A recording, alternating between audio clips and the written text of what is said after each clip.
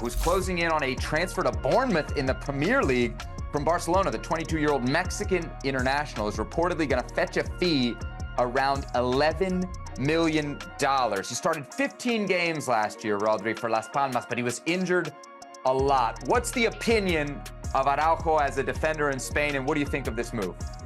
I think it's a great deal for Barcelona. First of all, because he was never going to be a starter for Hansi Flick. He has Héctor Ford, he has Koundé, in front of him.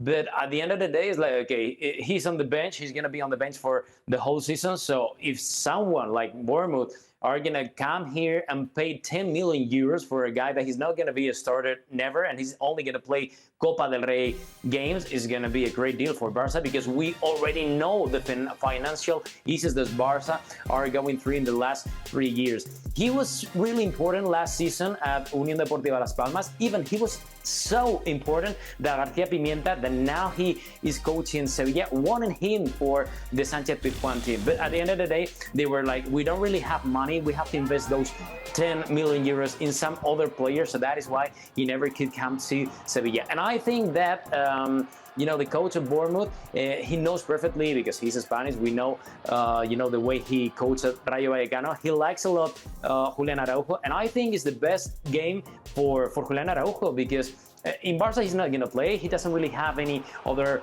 team in Spain that could pay that much money for him. And Premier League, I think, is a very attractive league. It's a great chance for him to keep growing. And indeed, it's a great chance for him to be, okay, I'm going to play a lot of games and going to try to develop my talent. And I'm going to be there just in case Javier Aguirre wants me to be back in the tree again, as he's been in the last decade.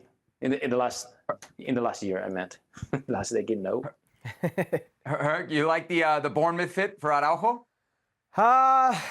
Okay. That was a pregnant pause. Let's break this down for a second. Julián Araujo, you saw the percentage numbers there on duels won, defensive duels won. It's in the 60s. That is a high percentage amount for a defender. He's a defender who relishes defending. So I've got no issue with the physicality of the Premier League coming into play. I think he's a guy that when I've spoken to him, he takes pride in his individual defending. I remember the game last season with Real Madrid where he locked down Vinny Jr. It was his coming out party to La Liga. He's a player that can do very well. And if you can do very well against a player like Vinny Jr., I think you can handle the Premier League. Bournemouth is where it gets tricky. Bournemouth just spent around $8 million for Max Aarons. He's a 24-year-old with Jamaican citizenship, by the way, if you're a Jamaica fan. He's a very good right back. And the other one is Adam Smith, who's 33 years old and a historic player for Bournemouth. He's got over 300 caps. So you've already got two right backs there. So I'm a little bit worried about the situation he's going into. But I do like the system for him. It's a recover the ball quickly, high volume on the flanks, where the outside backs don't necessarily need to be that refined with the ball, if you smell what I'm cooking here. He's a player that you don't really want on the ball, but he's so good at defending. He's so good in his work rate. Physically, I think he's a level above most players with a high volume overlapping system that they employ there. He could be successful. It just doesn't make sense with the personnel they already have, which is why I'm not too sure about this. To the points you both make about the manager, Andoni Iraola, I used to call some La Liga games. I used to always call Rayo games.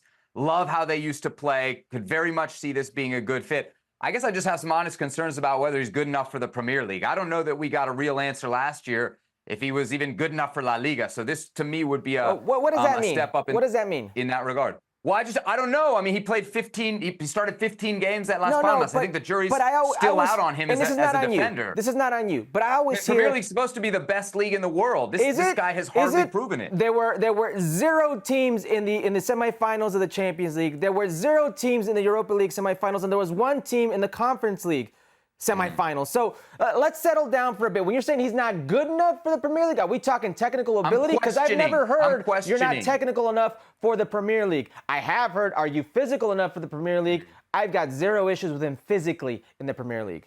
I know physicality is his strength, right? I don't doubt that physicality is something that he will bring to the Premier League. Just, is he good enough to be a day-in, day-out starter at Bournemouth? You talk about the other players. Bournemouth, that's what he needs.